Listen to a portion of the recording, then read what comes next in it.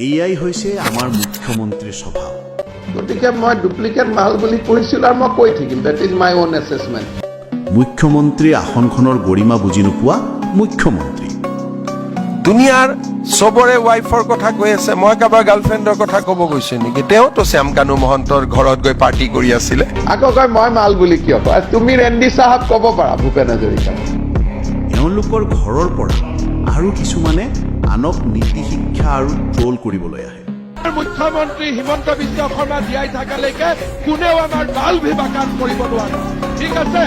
এইটো ঘটনাটো হ'ল যে বালটোতো হিন্দীত কোনো বেয়া শব্দ নহয়, হিন্দীত বাল মানে চুলি। এতিয়া সেই কথাটোত পকোৱাৰ কি প্ৰয়োজন আছে কওকচোন? তেওঁ হিন্দীতে, ময়ো যদি হিন্দীতে ভাষণ দিওঁ ময়ো বাল বুলিয়ে ক'ম। ঠিকে কৈছে, হিন্দীত ভাষণ দিলেহে সেইটো শব্দক ক'ব পাৰি। আপুনি কিন্তু অসমীয়াতে ভাষণ দি আছিল। আনক হাঁহিবলৈ সহজ, কিন্তু আনক হাঁহাৰ আগতে নিজে শুদ্ধ হৈ লওক।